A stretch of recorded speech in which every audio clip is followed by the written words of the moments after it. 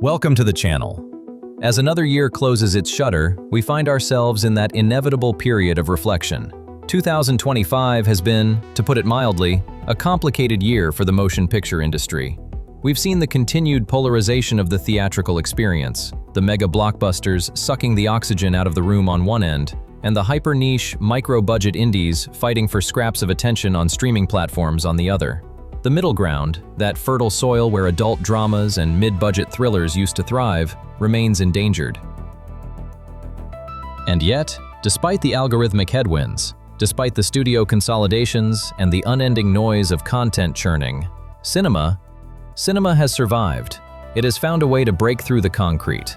I have spent the last 12 months cataloging, analyzing, and frankly, agonizing over the sheer volume of releases. My criteria for the best remain steadfast. I am looking for works that possess a singular vision, films that execute their intent with flawless technical craft, and stories that linger in the psyche long after the credits have rolled. There were too many significant works this year to contain in a single video without doing them a disservice. Therefore, this is part 1 of my comprehensive overview of the very best films of 2025. This is not a ranked list, but rather a curated selection of films that I believe represent the pinnacle of this year's artistic achievement. Let's begin. Beautiful, ain't it? What is? All of it. Every bit of it. We start with a film that I found to be a profound, almost spiritual experience. Dennis Johnson's adaptation, Train Dreams. In an era defined by noise and frenetic pacing, this film is a monumental act of stillness. It is a quiet, sweeping epic of an ordinary life, told with an artistic sensibility that is exceedingly rare in modern American cinema. When we talk about the artistic component of a film, we are often referring to visual style as something separate from the narrative, some pretty pictures plastered over a script. In Train Dreams, the artistry is the narrative. The cinematography doesn't just capture the landscape of the early 20th century American West, it seems to inhale it. The use of natural light, the sprawling, indifferent vistas contrasted with the intimate, claustrophobic interiors of a laborer's life. It creates a visual tapestry that is hypnotic.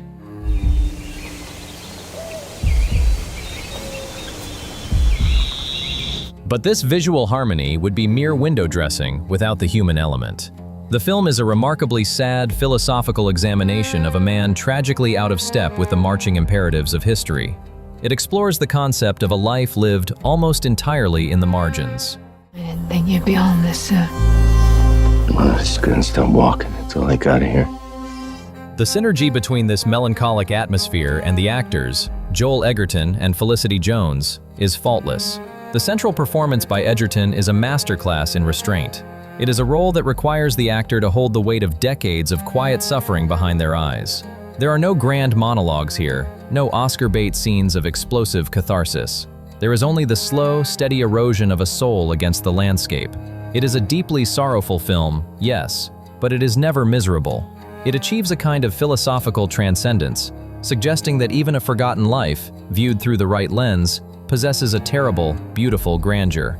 It is a masterpiece of mood and memory. I had determined that the memory of my evils should die with me. Moving from the quiet, sun-bleached American frontier to the stormy, Gothic heights of European Romanticism, we arrive at a film that many of us had imagined for years, but few dared to hope would actually be this good. Guillermo del Toro's Frankenstein. Now, run. It is almost redundant at this point to call Guillermo del Toro a visionary, but there is simply no other word that suffices. He is one of the few remaining auteurs operating at a blockbuster scale who still views cinema as an act of alchemical magic. He is a director who loves monsters, not for their capacity to terrify, but for their capacity to reflect our own broken humanity. What manner of devil made him? This iteration of Frankenstein is, quite simply, one of the most visually sumptuous films of the decade. It is a triumph of artisanal craft. In a digital age, Del Toro remains a staunch defender of the tactile reality of filmmaking. My maker told his tale. I have to take a moment to specifically highlight the work of the production and costume designers on this project. The film is a tactile feast. You feel the damp chill of the stone laboratories. You can almost smell the galvanic fluids and the rotting autumnal leaves. The creature design itself is a marvel, a grotesque yet deeply empathetic patchwork of humanity that avoids the cliches of past iterations while paying homage to the source material's inherent tragedy. Every stitch in the costumes, every rusted gear in the set dressing tells a story. The tremendous job done by the artisans on this film cannot be overstated. They have built a fully realized, immersive world. I remember pieces. And inhabiting this world are magnificent actors who understand the operatic tone Del Toro is aiming for. They play the melodrama with total commitment, never winking at the audience. They understand that Mary Shelley's story isn't just a spook show. It is a foundational myth about hubris, parental abandonment, and the agony of being other. Del Toro has taken that myth and polished it until it shines with a dark, exquisite brilliance. It is a Gothic cathedral of a movie. Justice Jackson? They captured Herman Goring alive. Our next film requires a significant shift in tone. We are leaving the realm of Gothic fantasy and entering the cold, harsh light of historical reality with James Vanderbilt's Nuremberg. Historical dramas, particularly those dealing with the atrocities of World War II and its aftermath, walk a razor's edge. They risk becoming dry academic exercises, or worse, exploitative melodramas. Nuremberg avoids these traps through the sheer quality of its professional filmmaking and a fiercely intelligent script. I'm just a translator. Translator for what? We'll see. This is a very high-quality production in every sense of the word. The recreation of post-war Germany, the rubble, the gray moral haze, the administrative chaos of setting up the tribunal, is handled with forensic attention to detail. It is a film that feels heavy with the weight of its subject matter, shot with a rigorous, unblinkered clarity. He's highly intelligent. Charming and a narcissist. But what elevates this film above a standard historical reenactment is its unique narrative framing. We observe these monumental events not from the judge's bench, but primarily from the perspective of a writer, played by Rami Malek, embedded within the process, tasked with making sense of the incomprehensible. This angle provides a necessary layer of detachment that somehow makes the horror more palpable. I am going to escape the hangman's noose. Very sure of yourself. No man has ever beaten me. The film's core, however, lies in its claustrophobic middle act. It evolves into a psychological battle, a chamber piece largely set within the confines of a cell between the writer and one of the key defendants, portrayed by Russell Crowe. These scenes are electric. It is a duel of intellects, of justification versus accountability, of charm weaponized to mask monstrous indifference. To sustain that level of tension in a confined space, relying almost entirely on dialogue and micro-expressions, requires filmmaking of the highest order. It's a testament to the director's confidence and the actor's immense capabilities.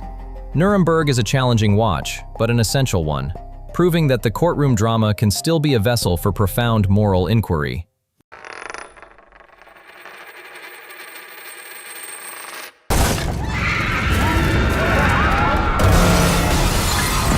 And finally, for part one, we are going to shift gears entirely.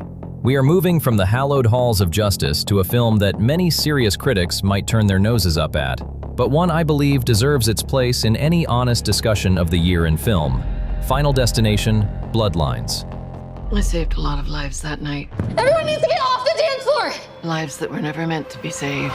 I can hear some of you already. Really? A horror sequel in a serious review of the year's best? Yes, absolutely. We have to ask ourselves, what can we reasonably expect from a franchise entering its third decade of existence? The law of diminishing returns usually dictates a slide into irrelevance or self-parody. Yet, strange as it may seem, the Final Destination concept remains surprisingly resilient. It still makes sense to exist in 2025. Why? Because at its core, this franchise taps into a universal, primal anxiety that never goes out of style. The inescapable nature of death and the terrifying randomness of the universe. This isn't about a guy in a mask chasing teenagers, it's about the Rube Goldberg machine of fate. Bloodlines understands what makes these films work. It doesn't try to reinvent the wheel, it just greases the axles brilliantly. The set pieces in this installment are constructed with the precision of a Swiss watch. They are exercises in pure cinematic tension, playing on our knowledge of the tropes, teasing us with red herrings before delivering the inevitable, visceral punchline. Death is coming for our family. There is a communal joy in watching these films in a packed theater that high art cannot replicate. It's the collective gasp, the nervous laughter, the shared release of tension. A film that executes its genre requirements with this level of self-awareness, technical skill, and sheer entertainment value is always worth the time spent. It is popcorn cinema, yes, but it is gourmet popcorn, cooked perfectly.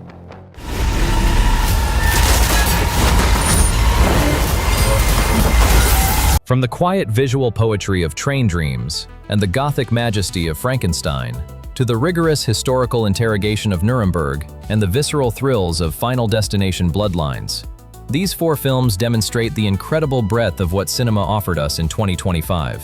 They prove that great filmmaking isn't confined to a single genre or budget bracket.